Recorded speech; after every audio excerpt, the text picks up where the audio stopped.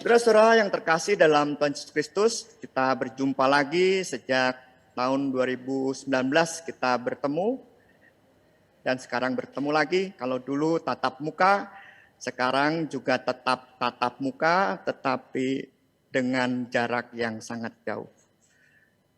Semoga kita sehat-sehat semua di tempat kita masing-masing, dan jangan lupa bahagia. Jangan sampai kehilangan waktu sedikit pun tidak bahagia. Karena saya percaya Tuhan Yesus Kristus sendirilah yang menyertai kehidupan kita setiap hari. Tema kita dalam Minggu Prapaskah yang kelima ini adalah makna pengurapan Yesus Kristus.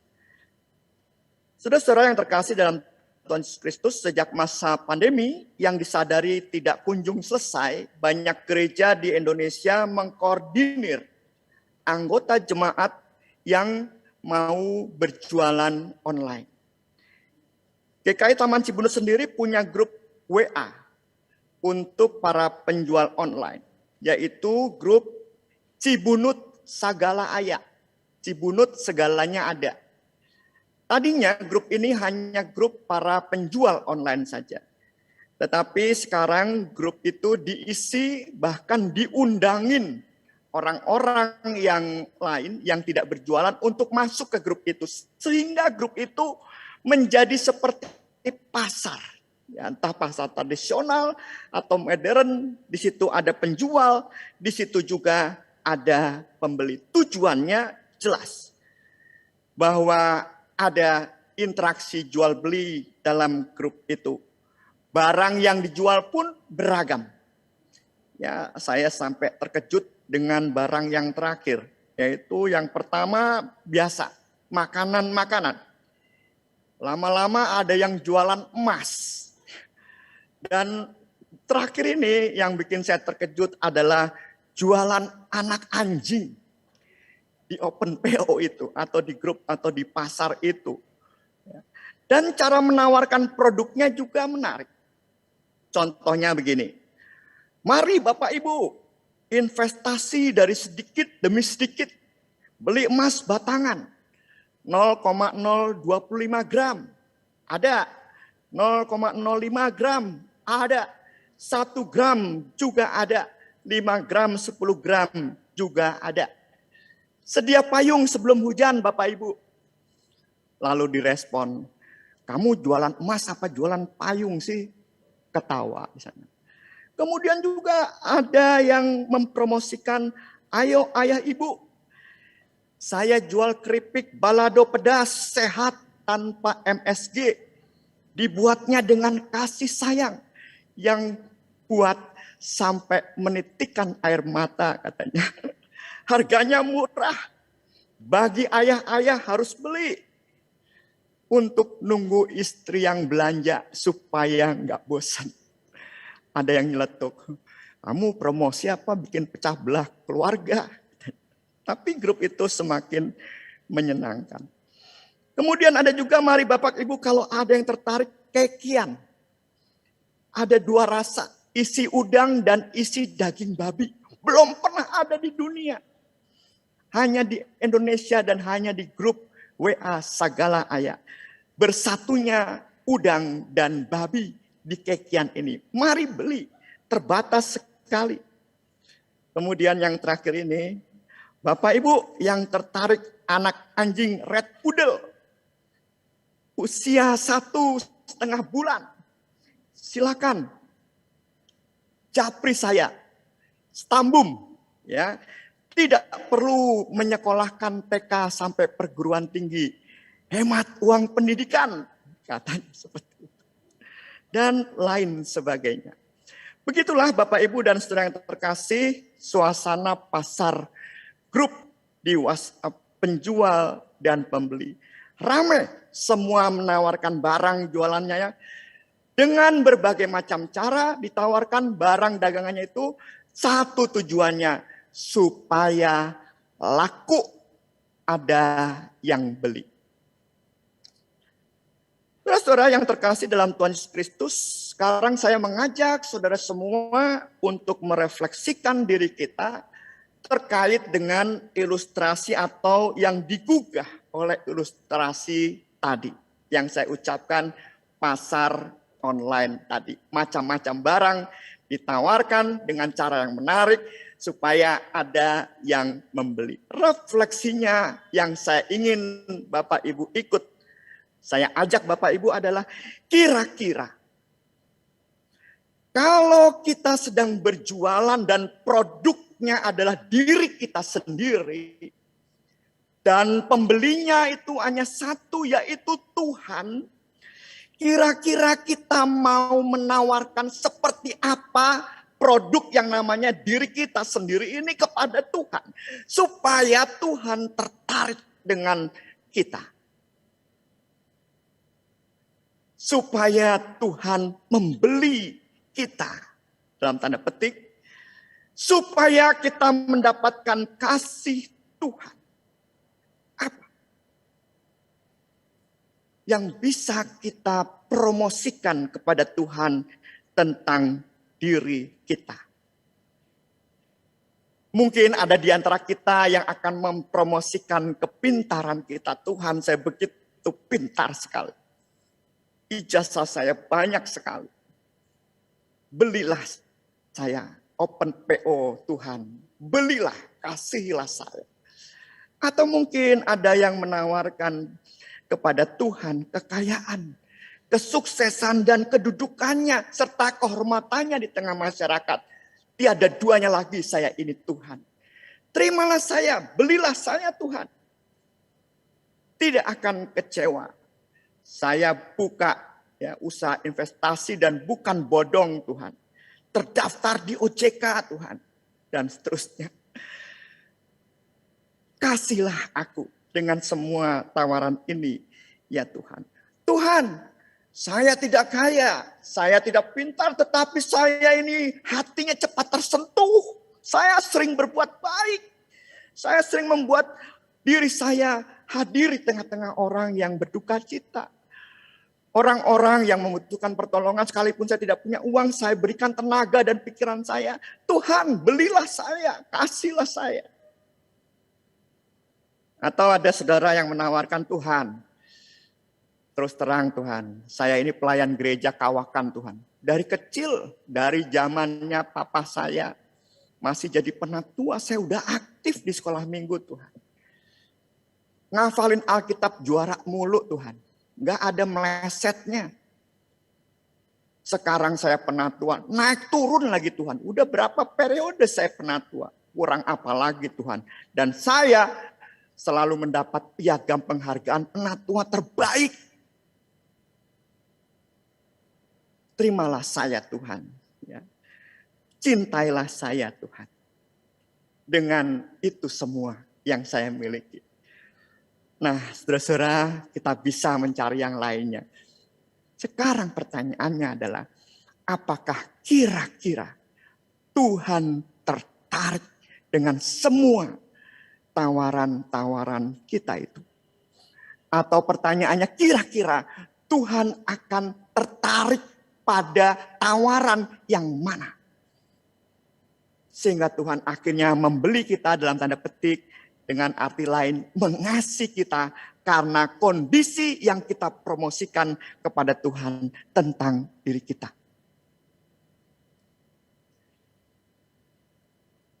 Kalau kita tanyalah kepada Rasul Paulus dalam Roma 3 ayat 23, Rasul Paulus akan berkata, tidak ada satupun yang buat Tuhan tertarik dengan semua tawaran kita itu. Tuhan tidak butuh semua yang kita tawarkan itu. Dikatakan apa dalam Roma 3 ayat 23? Dikatakan karena semua orang telah berbuat dosa dan telah kehilangan kemuliaan Allah. Dosa membuat manusia terpisah dengan Allah dan dalam kondisi mati itulah manusia. Bagaimana Allah mau menerima tawaran orang mati tapi kaya. Orang sukses tapi mati. Orang baik tapi mati. Mati dalam arti bukan keadaan yang mati, tetapi orang yang berdosa. Orang yang bakalan menjadi calon warga kerajaan maut. Mana mau Tuhan menerima kekayaan orang yang mati, yang berdosa itu. Tawaran kita kalau menurut Rasul Paulus akan sia-sia belaka. Tidak ada yang membuat Tuhan tertarik. Semua tawaran kita sia-sia. Saudara yang terkasih dalam Tuhan Yesus Kristus, apakah juga pertanyaan kita sekarang memasuki Injil yang kita baca, apa yang dilakukan Maria dengan menuangkan setengah kati minyak narwastu murni yang mahal harganya itu, lalu meminyaki kaki Yesus dan menyekanya dengan rambutnya, adalah tindakan yang sia-sia juga. Dalam menawarkan dirinya, mempromosikan dirinya, Maria mempromosikan dirinya kepada Yesus untuk mendapat kasih atau respon dari Yesus. Apakah tindakan Maria itu sia-sia juga? Karena Maria manusia sama seperti kita, pastilah dia juga orang yang berdosa. Orang yang dalam tanda petik mati. Orang mati yang mempersembahkan narwastu yang mahal harganya. Jawabannya adalah tidak. Apa yang dilakukan Maria tidak sia-sia karena Maria tidak sedang menawarkan sesuatu yang mahal harganya agar dikasihi Tuhan. Agar dirinya diterima oleh Tuhan. Melainkan Maria memberikan sesuatu yang mahal harganya yang ia miliki, yaitu setengah kati minyak narwastu murni.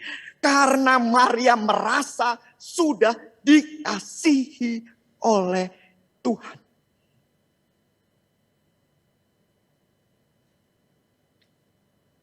Maria sudah merasakan kasih Yesus dalam kehidupannya. Dari mana kita tahu saat Yesus membangkitkan saudaranya Lazarus? Yesus berkunjung kepada Maria dan Marta dan membangkitkan saudaranya Lazarus. Bagi Maria dan Marta yang melayani Yesus dalam Injil hari ini, kebangkitan Lazarus bukan sekedar peristiwa mujizat seperti orang sembuh dari sakit. Bukan sekedar peristiwa mujizat orang mati dibangkitkan. Sekali lagi bukan sekedar peristiwa mujizat. Tetapi bagi Maria dan Marta itu membuka mata kita, mata mereka semua. Mereka ada dalam satu kesadaran bahwa Mesias yang akan datang itu ada di hadapan mereka dan mengasihi mereka. Allah yang mengasihi umatnya. Kita bisa lihat itu dalam ungkapan Marta dalam Yohanes pasal 11 ayat ke-27 demikian. Jawab Marta, ya Tuhan, aku percaya bahwa Engkaulah Mesias anak Allah. Dia yang akan datang ke dalam dunia. Jadi bagi Marta dan Maria, peristiwa kebangkitan Lazarus bukan sekedar mujizat semata, tetapi membuka kesadaran mereka bahwa Mesias yang dijanjikan akan datang itu sudah ada di hadapan mereka dan sudah juga menunjukkan kasih-Nya, dan kasih-Nya itu adalah kehidupan yang diberikan kepada Lazarus saudaranya yang mati secara fisik.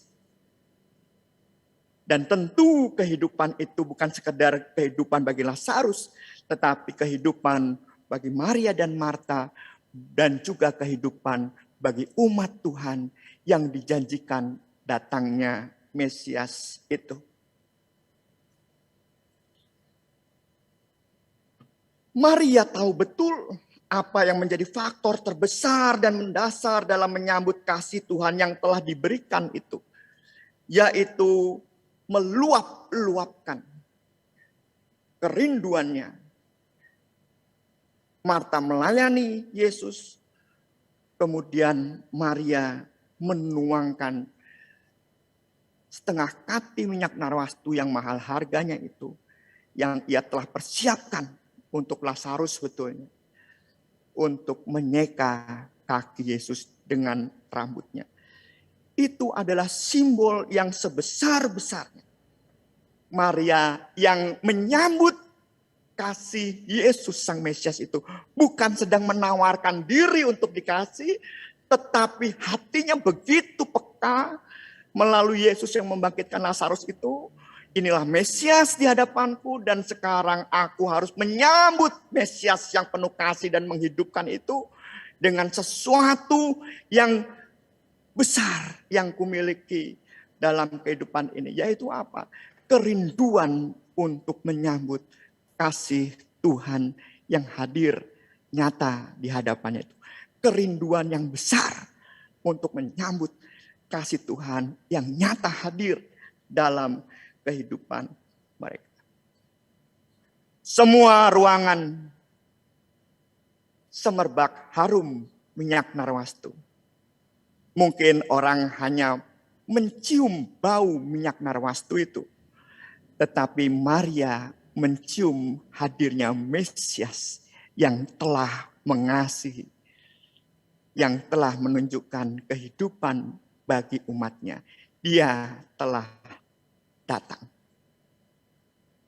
Di sisi lain, saudara, yaitu bagi Yesus pengurapan kakinya dengan minyak narwastu murni yang mahal harganya oleh Maria ini dijadikan simbol untuk mengingat hari penguburannya. Hari penguburannya adalah waktu di mana Allah melalui Yesus Kristus mengungkapkan bau harum kematiannya yang memberi kehidupan bagi manusia. Manusia dilepaskan dari hukum karena dosa-dosanya. Bau harum yang seperti inilah yang gagal dicium oleh Yudas. Yudas hanya memikirkan hitung-hitungan materi. Dia gagal mengendus, mencium harum kehidupan Mesias yang memberi kehidupan di depan matanya. Seperti yang disadari oleh Maria. Yudas gagal mencium itu. Yesus teringat akan hari penguburannya, di mana kasih Allah betul-betul tersebar harum dari penguburannya itu. Karena Yesus telah menyelesaikannya di kayu salib. Harum baunya kemana-mana. Hanya orang yang rindunya besar menyambut Mesias yang bisa mencium itu. Bagi mereka yang tidak punya rasa rindu yang besar, jatuh-jatuhnya di hitung-hitungan yang material dan sangat duniawi saja. Saudara-saudara yang terkasih dalam Tuhan Yesus Kristus, apa yang bisa kita maknai dalam Injil Yohanes yang kita renungkan barusan di Minggu Prapaskah yang kelima ini. Beberapa waktu yang lalu, saudara, saya melayani doa. Seorang ibu yang sedang berusaha mengusahakan pekerjaan barunya. Sejak suaminya meninggal, ibu ini menjalankan usahanya atau pabriknya ini sendiri. Dia punya 2 anak yang sudah besar dan berkeluarga bahkan, namun tidak mau bekerja. Kerjanya hanya menggantungkan, pokoknya minta uang untuk membiayai kehidupan sehari-hari bersama keluarganya itu. Tidak mau bekerja, bahkan ada anak yang satu malah sering berbuat masalah. Itu salah satu pergumulannya. Nah, semasa pandemi usahanya makin turun. Ya, usaha pabrik itu makin turun dan tentu ini dirasakan semua orang. Dan 4 kali dalam perjalanan hidupnya di masa pandemi ini, 2 tahun terakhir ini, ia memanggil saya untuk mendoakannya. Panggilan yang pertama, dia minta didoakan supaya bisa membayar tunggakan PLN. Beberapa waktu yang lalu listriknya dipadamkan oleh PLN karena tidak bisa membayar tunggakan. Selama 1 minggu lebih pabriknya itu tutup, tidak bisa beroperasi. Lalu setelah mendoakan itu, ibu ini mengabari saya, aduh saya terharu Pak Pendeta. Karyawan-karyawan saya ini ngusahain diesel untuk kita kerjakan hal-hal yang bisa kita kerjakan. Ya minimal lampu-lampu untuk menerangi pabrik supaya aman.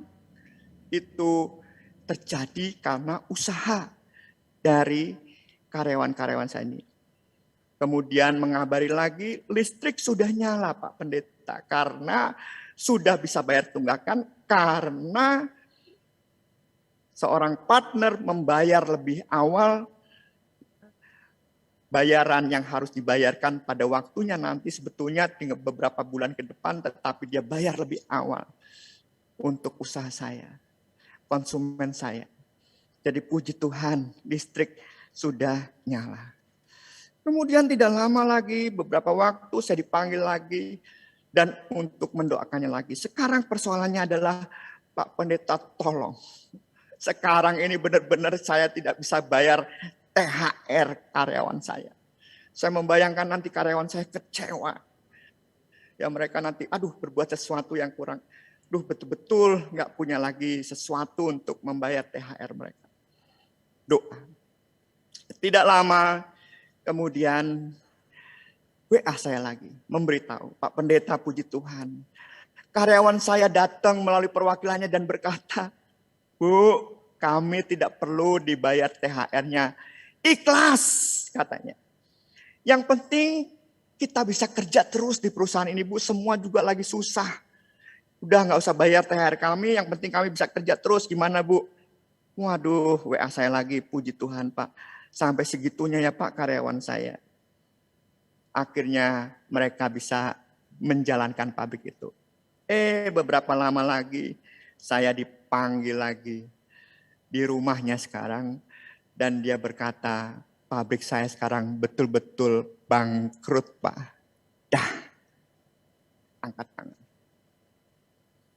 Karyawan saya pada nangis semuanya. Nah lalu saya tanya yang didoakan apa? Doakan sekarang ngurusin persoalan di belakangnya, yaitu utang-utang. Termasuk sewa bangunan ini kan ada kontraknya sama Bapak tahun. Karena sekarang bangkrut, saya harus membayar utang sewa bangunan ini untuk beberapa waktu ke depan. Doakan ya Pak. Saya berdoa. Kemudian WhatsApp saya lagi memanggil saya berdoa. Sekarang di warung nasi uduk yang dia sedang rintis. Dia berkata, puji Tuhan Pak. Ada teman yang meminjamkan tempatnya, tidak sewa untuk saya buka warung nasi uduk. Doakan ini ya Pak. Lalu dia mengatakan pada, Pak Sam, saya udah cerita belum ya tentang saya harus melunasi hutang-hutang saya? Oh belum, kenapa? Aduh, barusan pagi ini WA Pak. Itu yang punya gedung pabrik saya yang harus saya sewa, yang harus saya bayar sewanya ke depan beberapa bulan ke depan itu, dia WA saya, Ci udah ada belum uangnya? Kalau Ci nggak bisa bayar, ya sudah nggak usah dibayar Ci, udah nggak usah dipikir. Dia melongo depan saya, mengekspresikan betapa senangnya. Gimana lagi Pak Sam? Ya saya juga ikut melongo ya Bapak Ibu. Sambil di depan saya nasi uduk, ada ayamnya, saya juga ikut melongo. Tadinya udah mau dimakan ayamnya, tapi melongo sebentar. Terus saya katakan sama ibu ini, apa yang harus saya doakan sekarang? Gak usah Pak, bersyukur aja. Saya sekarang melihat betul bahwa Tuhan tidak meninggalkan saya.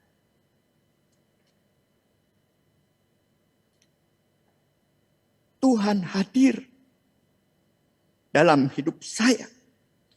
Dan saya melihat senyumnya pun lebar. Disinilah poinnya, saudara-saudara. Disinilah poinnya. Ibu ini menyadari betul Sang Mesias bersamanya setiap hari. Setelah beberapa peristiwa, ia mulai seperti Maria mencium harum kehadiran Kristus dalam hidup. Dia telah melampaui apa atau segala sesuatu peristiwa yang didoakan, kemudian ada sesuatu yang baik terjadi. Peristiwa yang didoakan ada yang satu baik terjadi. Bukan sekedar peristiwa mujizat saja, tetapi satu peristiwa yang pada akhirnya menyadarkan dia, sungguh Sang Mesias itu selama ini setiap hari bersama dengan aku. Tak perlu lagi ada doa yang menyaksikan pertolongan dan kehadiran Mesias. Disinilah poinnya, Bapak Ibu. Ibu ini telah menjadi Maria pada masa kini. Dia tidak lagi terjerumus pada hitung-hitungan seperti Yudas. Bagaimana perusahaannya yang kemarin, harusnya kalau saya begini mungkin akan begini. Sudah tidak ada lagi hitung-hitungan. Seharusnya nanti Tuhan menggantikan saya dengan usaha yang lebih baik. Tidak ada hitung-hitungan. Bagaimana nanti jualan warung nasi uduk ke depannya. Tidak ada hitung-hitungan. Karena apalagi yang perlu kalau aku sudah menyadari yang berkuasa atas hidup. Yaitu Mesias telah bersamaku setiap hari. Apalagi. Sekarang ini aku tinggal bagaimana aku meluap-luapkan rinduku kepada Kristus yang setiap hari telah hadir dalam kehidupan kita. Mau saya sakit, mau keadaan saya seperti apa, saya tidak akan jatuh pada hitung-hitungan. Saya akan cium bau harum kehadiran Mesias yang hidup itu dalam diriku setiap hari ini. Jadi di Minggu Prapaskah yang kelima ini, saudara, apa arti pengurapan Yesus? Saya rasa kita bisa menangkap artinya dalam uraian tadi. Kita diajak tidak sedang untuk mendaftar kira-kira dalam pertobatan ini, mana yang harus saya tinggalkan, mana-mana yang harus saya lakukan. Jangan, saudara, lepaskan semua itu, jangan hitung-hitungan sudah. Sekarang saya datang kepada Yesus, dan berkata satu kalimat saja, ya Tuhan, aku rindu kepadamu. Engkau yang telah hadir itu, aku rindu kepadamu. Ciumlah bau harumnya. Tuhan memberkati kita semua. Amin.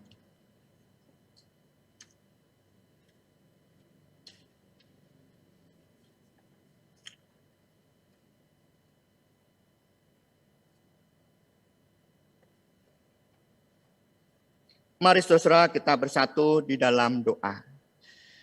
Tuhan, kami bersyukur diingatkan hari ini tentang pengurapan-Mu yang dilakukan oleh Maria.